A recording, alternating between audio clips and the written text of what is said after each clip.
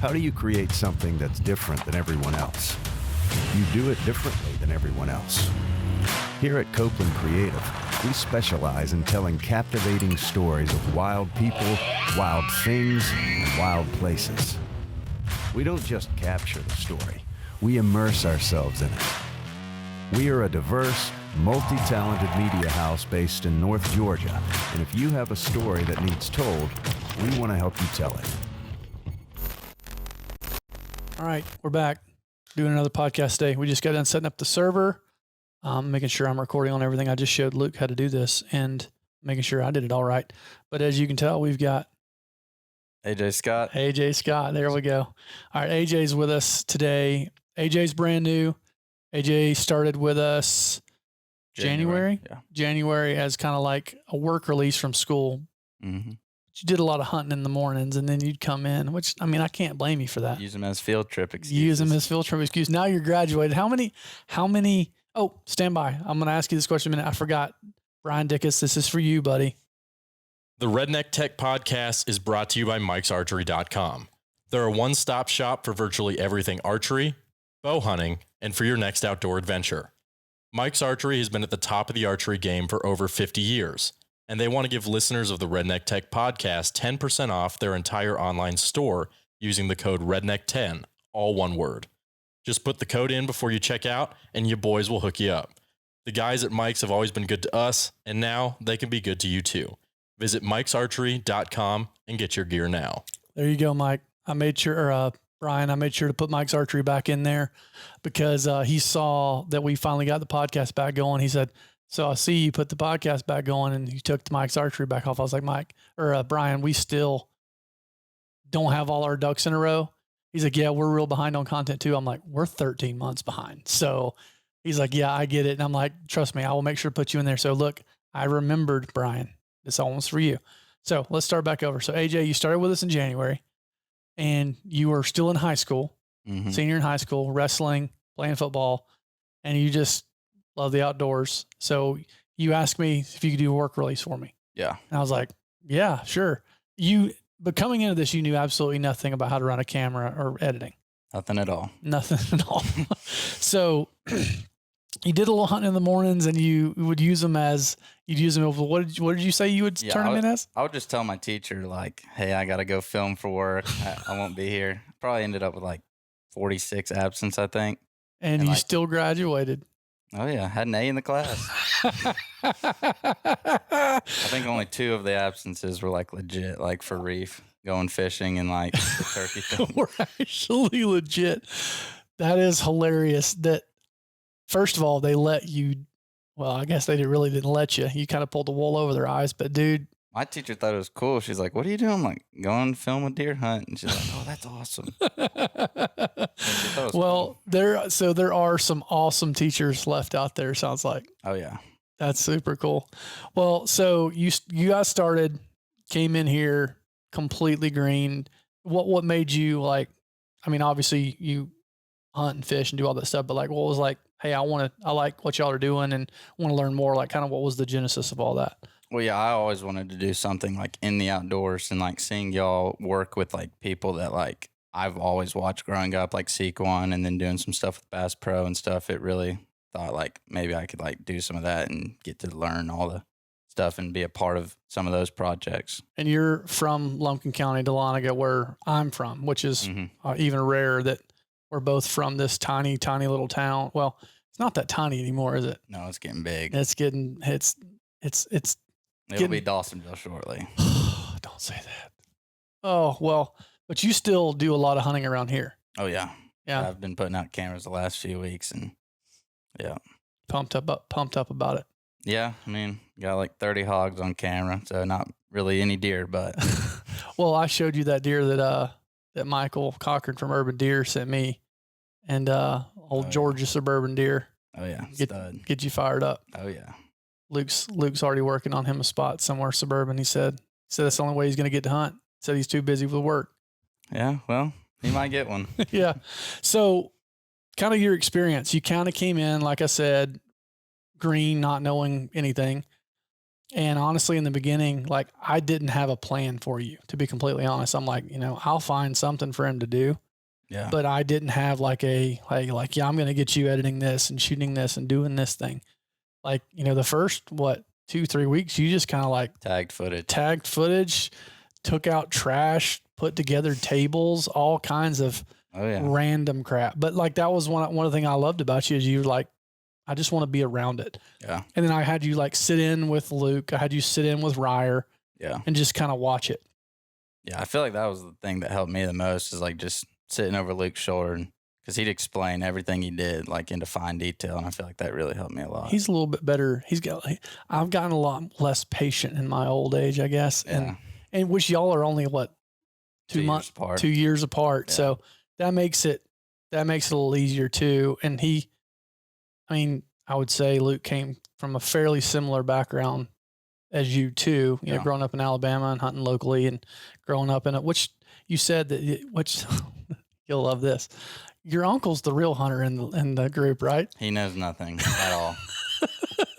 He tries to say it just to like get under my skin, but it's dumb. It's not even like remotely close to anything hunting. But you got to be nice to him though. He's got a good spot to hunt, right? Yeah. So, you gotta just make it known like, oh yeah, grin and bear it, huh? Yeah, pretty much. But that's funny because you said that your dad hunts just a little bit, or you grew up hunting a little bit with your dad, but your brothers don't really do a whole lot either. It's mainly you. No, my dad's killed like 5 deer, and most of the stuff I know about like outdoors and hunting is just from YouTube and watching shows and Outdoor Channel and all that kind of stuff. So what do you feel like has been the number one piece of content you've consumed? Like, what's the thing that you like go back to all the time when you were learning and trying to get out there and do it on your own?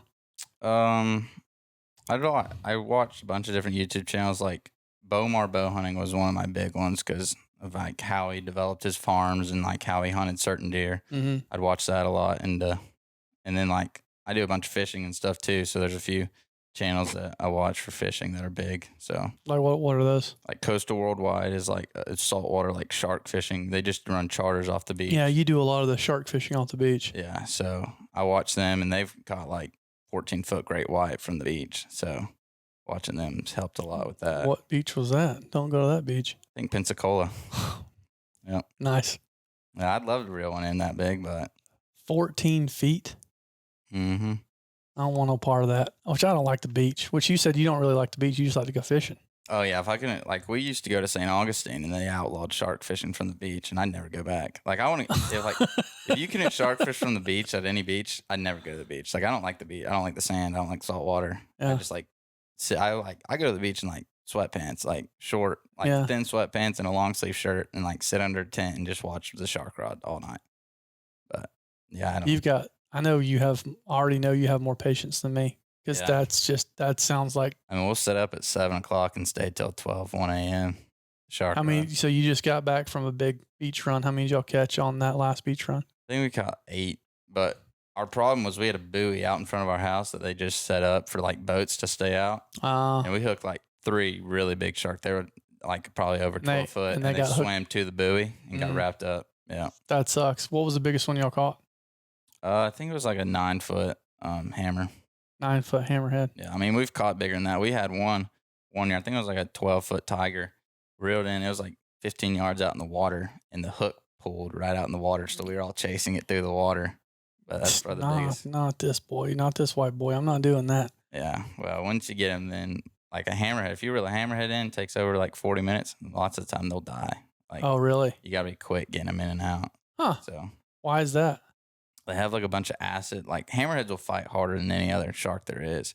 So when you reel them in, they have a bunch of acid that builds up as they're fighting, and lots of the time it just builds up and like pretty much suffocates them. We bow fished for hammerheads, which we weren't bow fishing for hammerheads specifically in Louisiana.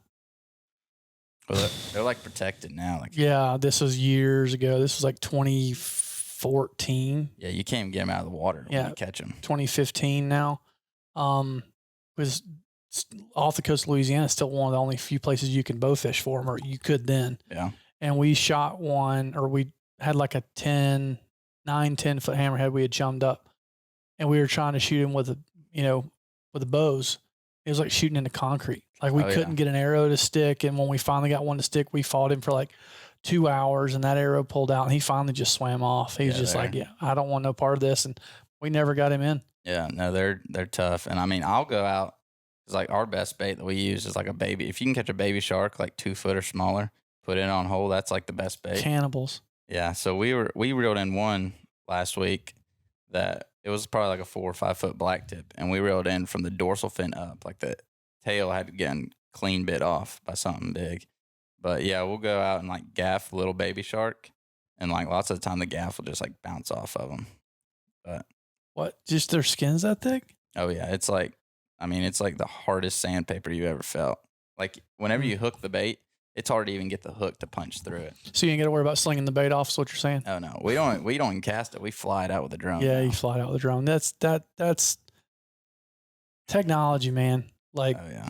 like used to. I mean, you had to like walk it out there and throw it out. It's kind of how you did it last. We paddle it on a kayak. We You went paddled from a kayak to a jet ski to like a little blow up raft, like with a motor on it, Yeah, and then now we're at a drone. drone's definitely the way to go. Oh yeah, Oh yeah, takes 2 baits, 400 yards in like 5 minutes. that's crazy. Yeah, that's nuts. So you've been here since essentially January. It's July, so 7-ish months, Mhm. right at it. What has been like the biggest like thing that stuck out to you learning wise? Like cause I look back at mine, I've told mine a couple times, like my aha moment, like, okay, now this makes sense. And it was when Chance was showing me why my edit was so bad. This is in like 2012 when I first got started. And I was kind of like what Luke was talking about today. I was a fish out of water. I thought I knew what I was doing until I started working with people that actually knew what they were doing. And I had that started editing and I just edited very similar to what you're doing. Low impact stuff that if you really can't mess it up. Yeah. And essentially stuff to start getting your feet wet, to start figuring out the program, to start figuring out cuts and speed and ramps and how to edit to music and how to deal with different codecs, how to deal with, whether you shot it or somebody else shot it. It's just, I think the editing process we've talked about on the podcast so many times is so important because it makes you such a better shooter in the end once you understand the editing process. And so you kind of have done that. You started really editing and we're just now kind of starting to get your feet wet in the shooting. So kind of what are some of the things that you've learned and kind of taken away from that process so far, I guess? Yeah. Well, I think for me, like watching me editing something and then Luke like watching over it and being like, oh, I'll change this here and this is why, and like change this here, add this clip here. I think just him explaining like how one clip helps something so much and like taking out this and all that, I think's really helped me a lot to be better and like more creative in a way. So coming from before this, would you have considered yourself like a really tech savvy person? Not at all. Not at all. So now, because I think that's a big intimidating factor for somebody wanting to get into editing is like, I remember the first time I opened, this was Final Cut 7. This is before Premiere. I remember opening the program the first time, looking at it going, no chance I can learn this. Yeah. There are buttons and windows and things move and there's levels and there's, all these things. I don't know what 95% of this does. Yeah. And I just remember looking at it going, I have royally screwed up in what I have chosen to do. Yeah. But it's one of those things to where I figured it out really quick. And it's just the more you're in it, the more you get it. So like for someone out there similar to yourself that might not consider themselves tech savvy, I could never edit because I don't understand the program, the computers, or the codecs. Like how hard is it really to learn if you really want to do it?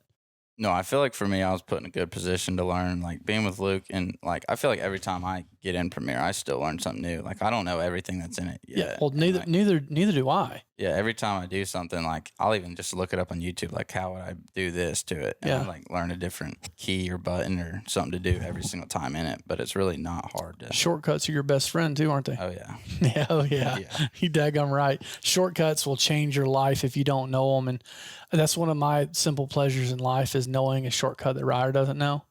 And I'll do something, he'll go like, how'd you do that? And I'll show him and then he'll do that to me because he knows more than I do now. He's past me like I'll sit still. But like I'm like, I've taught you a lot, but I ain't taught you everything. Yeah. And get him with that all the time. Yeah. Luke's sitting over here in the corner laughing. So like, what's been your favorite thing to worked on so far? I like doing the like Easton turkey hunts. Yeah. Like I just like doing something like hunting wise Yeah. more, but I mean, I like putting some of the MSS edits I've done. I feel like when I'm done with them, I feel happy with them. Like You're accomplished. yeah, That's one of my favorite things about editing is like you get this massive footage. Somebody hands you a drive or hands you a folder and like, hey, I need you to, like you and Luke went out and shot, right? Was it you and Luke or you Yeah. and Chris? It was you and Luke went out and shot for a day just to go and get your feet wet shooting again. And like to grab all that footage and bring it back. And like you look at it all and it's like overwhelming. Like, there's 150 clips and 2 cameras and yeah, whole day's worth of footage. Now I got to take that and condense that down into 5, 10, 15 reels that are Yeah. telling a story. And all it's like, you start thinking about it and it can be a little overwhelming, but like I feel, which I don't get to do it as much anymore, like so accomplished after that's over with. yeah, After I've taken what seems like this mountain of stuff and created these bites that now will live on forever on social media. yeah, And it's got my little touch, even if I didn't shoot it, even if I didn't plan it, even if I didn't anything, like that's what's so cool about what we do and having an office with multiple creatives is like everybody kind of puts their spin on it. Like anytime we have a new project or a new intro or a new graphic, it's like, hey, what do y'all think about this? What do y'all think about this idea? And somebody will stick their head in their office. Hey, what do you think if we do this thing? I think that's cool too. And I think that kind of lends itself as well to like the whole team aspect. Mhm. You played on teams your whole life. I played on teams my whole life. Ryer and Luke and Joe and Chris, like we all came from team sports. And like, that's kind of what we do now is we have this creative team that, most projects have at least 2, most of the time 3 to 6 different hands have been a part of this. And then, Caitlin doing the posting on the back end. So like we all touch it in some way and have input on it and learn from it. So like, how important to you now, especially like since you're now getting on this, getting wide open in this, having Luke and having a collaborative process, like to get you over that edge. Because like myself, I started as by myself. Like I didn't have anybody to ask questions. I had to YouTube it, Google it, or figure it out. Like how important has that been, like to have that team? Oh, I feel like it's made me edit and do everything that I do like a lot easier and just faster. Like being able to like have a problem here and go to you, Luke, Ryer, and just be like, how would y'all like do this? Because I feel like everyone's ran into it like at some time. So Yeah. somebody out of everyone will know how to fix it or Yeah. There's, I'm sure there are problems that me and or Ryer haven't ran into yet, yeah, but they're few and far between. And now we're not complicating it, but we're adding more things in the mix now with servers and 5, 6 editors. And, it's a lot. Like this is like, I had somebody tell me the other day, I guess they knew I worked in the hunting industry when we made videos, but like, they see Copeland Creative and they thought that it was just me working out of my house. Yeah. That's what they thought. And I'm like, no, bro, like this is a big team and there's a lot of moving parts and yeah, it's a lot to just keep up with it all, yeah. but, No, I feel like being a part of a team definitely like speeds everything up and makes it go a lot more smooth than if you were just well, and that's the hard part for me too, is like, especially as we continue to grow and I want everybody in the office, but it's not because, I mean, you can speak to this and I know Luke can, and I know Ryer can. I'm the furthest thing from a micromanager. Like I'm one of those guys that like hands you the project and is like, best of luck, holler at me if you need me. Yeah. Usually probably go get Ryer before you get me. But like that team, that collaborative process, our infrastructure, working together and not being siloed. yeah, Like to me, all that does is make you better. yeah, And I think that that's why, like, I really push for this creative thing. Like, could we do what we do in different places? Yeah, we could. Would we be as efficient? No. Yeah. Would we be as good? I don't think so. Would it cost more for me? I don't know. It would, I think it would cost us in the long run in terms of like clients and quality of work. But, you know, and technology's not there yet. Technology's not fast enough to where we can do the way that we do things.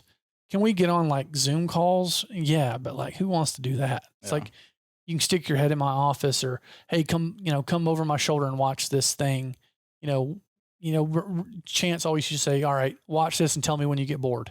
Yeah. And that was always kind of our litmus test is like, watch this. Oh, I'm bored. You lost me. Well, why'd you get bored? Well, that section, like that whole scene, that's a minute and a half. It could be 45 seconds. Hey, he just repeated himself again. Like, I don't care that he saw that deer yesterday and he just told me he saw the deer yesterday again. I don't need to know that twice.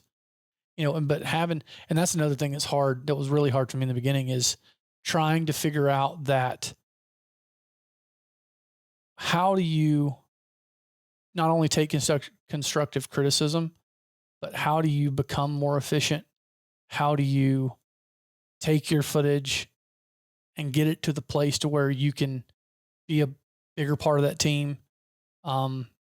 Learning from the people around you and figuring out where you fit in on the team and where you add the most value, like, which we've talked about on a couple last podcasts, but like figuring out like, all right, well, obviously Ryer's head of post, he's that guy, he's the best long form editor in the office. Like, it's pretty obvious that he is.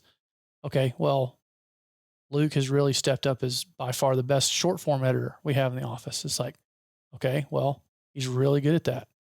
All right. Well, he also does graphic design. Okay. Well, we're getting more and more and more needs of that. So, stuff that we don't need Jason for, we're going to let Luke do that. Yeah. Well, Joe's really stepped up and saying, I want to do a lot of hunts. I want to be on the road. That's what Joe does. Chris is really kind of stepping up as more like a brand manager for Copeland Creative and for the construction side. He wants to manage those things and like help build the brand and help look forward to the future, So like now we've got you and Caitlin to try and figure out, okay, where are you guys going to shine? And I guess the question would be for you, like, where would you, like, all things being equal, money's no object, like, where would you want to be? What do you see yourself doing? Where I'd like to be is like kind of like Joe. I feel like just being on hunts, being in the outdoors, or like, but like I'm willing to fit in wherever I'm needed. Yeah. Kind of thing. Like if I would need to do a short form edit, do a short form edit. If you need to do something else, do something else. Yeah. Well, and that's the role you're filling right now. And that's invaluable at the moment. But I think it's cool too with Joe. It's like, I think you could beat Joe up. Yeah. Yeah. 100%. Yeah. He don't seem like a too big of a guy.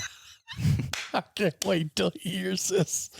Oh, Joe, you got your work cut out for you, buddy. We were talking about getting new t-shirts. I was texting everybody about getting new t-shirts, and Joe's like, just something that makes me look swole. Yeah. I'm like, Joe, you weigh 112 pounds soaking wet, bro. Yeah. Come on. You're killing me. Well, then he makes fun of me. He makes fun of me for being fat all the time. So it's fine. Yeah. But, so what was your take on, Ryer saying that you were scared of him? Yeah. Well, one, I'm not scared of you, Ryer. But Ryer just puts me in situations to where I gotta like kind of just like not really say much, just kind of sit there. Because Rob, I'll hear him editing in his office, and he'll just be flipping out because something's not working out, and I'll hear him throw his door open and storm into my office because I got all the snacks in my office, and he'll just be like fuming, getting snacks, and just look at me like stare at me like, "What are you working on?" And I'm like, "Oh, not just MSS or whatever I'm working on." The funny thing is, like, that is him, man. He sits in there and he'll dog cuss his computer and fly off the deep end and just absolutely lose it. And he's just got to get up and walk away from it. Yeah. Or he's in the middle of the trenches like that. And Luke's early days would accidentally delete a whole project and have to go, Ryer? And it's Ryer, what? And he's not mad. He just can't do distractions at all. Like he just doesn't do it. He's a very serious editor. He is. He takes it very seriously. Yeah. Big time. But yeah, dude, that's, oh my gosh, that's so funny. But it's again, like I tell, like even when like Caitlin just walked up here, when I I was very reluctant to hire a girl to be in this office because it's essentially a locker room most of the time. Yeah. Honest to God. And I'll tell you, as I'm looking at you, like we've toned it down a lot when you've been here, like a lot. You can ask Luke. But when Clay was here, Clay got rowdy. Him working for the governor's interesting to me, to say the least. He'll know what I'm talking about. But yeah, it's you've not got to see a full on Ryer come apart yet. Oh, it's coming. I guarantee you it's coming. All you got to do is be here long enough for everybody to be really comfortable around you. It'll start flying. She's held it together pretty well. I just feel like I always catch Ryer at his worst time. Like I'll go to ask Luke something. I'll be in the hallway and Ryer storms out. He's like, "What are you doing?" Like you're doing something wrong. Yeah, it's just always bad timing when I catch Ryer. Well, if he is in the middle of a big project, which he has been pretty much the last 8 weeks with something, Yeah. it's really he's like you said, he's locked in. Yeah. And he just eventually has to go home. Like there's been times that I've gotten here at like 9:30 and I'll go home, normal 4:30, 5:30, 6:30, somewhere around in there. He didn't get there till 11 normally. Yeah. But like he's in his office, his door's closed. I don't even say bye to him. I just leave. And I'll get home. I've eaten dinner. I put all my kids to bed. I'm laying in the bed and it's like 10:30 and I get a ring notification that there's motion at the door here and it's Ryer leaving at 10:30. But that's just how his brain works. And I'm like, bro, do you, man. I don't care. I don't care if you're here till 2, as long as like at sub 7, when I was there for years, that's how Chance was. Him and Chance, I would love for them to get to work together sometime because they're so similar in so many ways. I think Ryer's a little more like crazy, like anal retentive in terms of like organization. Yeah. And I think Chance has got him on the tech side, but the way they both operate and how they go about things is so similar. And I compare them all the time but Chance would actually like let things go. Like, if something would happen and Chance would be like, no, I think we should do this. And, you kind of not argue, but like kind of have a discussion. He'd be like, oh, whatever, that's fine. Yeah. Ryer won't. He dies on that hill. Like he has this thing in his head. He dies on that hill. Yeah. But anyway, so it's July. We're about to get into filming. I was talking to you earlier about I drew a Nebraska goat, speed goat, and deer tag, which I've never hunted either one there. I've only turkey hunted Nebraska. Mm-hmm. Might see if you want to tag along on that one. Yeah, no, I think it'd be awesome just to, because like I filmed with you and Sims on that turkey hunt. Which that was not. I mean, that was hunting with an 8-year-old. So this will hopefully be a little bit different. Yeah, no, and deer is like my favorite thing to hunt. So I'd love to just be on a deer hunt and see like how you get certain shots, what all you need to get, and all that kind of stuff. Yeah, and then I'll make you put together an edit when we get back. Yep. Hopefully too, we can figure out 1 or 2 brands to do some stuff with while we're out there, just to maybe do something for Diamondback or somebody on the way out there, just so we give a little purpose to the trip. Yeah. And that way my wife won't yell at me. Yeah. Because I'll be like, baby, I was working. We're working. Yeah, like what I did to school. Exactly. I was working. I don't think my wife is quite as forgiving as your teacher, though. She's like... Well, she just never questioned it. Like, she never knew I wasn't actually... Do you think she would have been pretty upset if she'd have known? Probably. Too late now. You got that diploma. You out of there. Oh, yeah. I wouldn't change a thing about it. Dude, I'm telling you, that is dirty pool, but I love it. Yeah. I really do. So... What's on your bucket list of trying to get to film or get to go on hunt wise? Probably an elk hunt. I think that'd be cool. That's what Luke said too. You got to fight Luke now. Yeah. Luke's already talking about seniority. Yeah. He's done got you on the seniority bed. Yeah. Elk hunts are fun, man. If you like to turkey hunt, and deer hunt, it's the best of both worlds. Yeah. And the mountains just make it that much better. So it's one of those things to where I'm afraid to send you specifically on an elk hunt. You want to know why? Why? because I don't think you'll come back. Yeah. Yeah, I think you'll just be like, yeah, this is where I live now. I Yeah. think that those deer were cool, but these elk are way cooler. Oh yeah. And because I've known guys that did that were like from the southeast that go out there and they see an elk bugle in the timber for the first time and they're like, how can I do this Oh yeah. every day or be a part of elk every day? Yeah. And out there it's nothing but public ground. And I mean, what's it? New Mexico, it's like 75% of the state is public ground. Yeah. And then I think it's Nevada, like 90 something percent public ground. Arizona, it's like 70 something percent public. Like I would say of the main Western states, other than probably California, 75% of the ground is all public Yeah. because it's all rough and rugged, but there's critters running everywhere, but you got to be a freaking beast to get it done. And the only way to do it consistently out there is to live there. Yeah. But the problem is then you got to pick a state. What state is it? You want to live in Colorado, New Mexico. If it were me, other than the politics in Colorado, it'd be Colorado because it's the prettiest, in my opinion. Colorado or Western Wyoming. Yeah. Man, don't get much better than that. Yeah. I went to Montana 2 years ago Mm-hmm. and worked like on an elk ranch out there. Not during like the season, but Mm-hmm. just to get it ready, and it was pretty sweet. Yeah. We're gonna lose AJ one day. He's just gonna be an elk guide out there carrying heavy stuff up mountains and shooting stuff. Yeah, if you get to hunt elk there, like you can hunt deer here, that'd be pretty sweet. Yeah.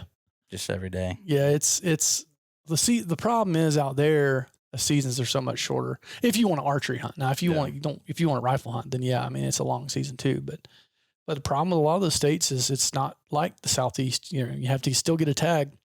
Even if you live in the state. Colorado is a little different. It makes it a little easier for you. But like my buddy lives in New Mexico, it took him 5 years to draw a New Mexico elk tag Yeah. in his own state.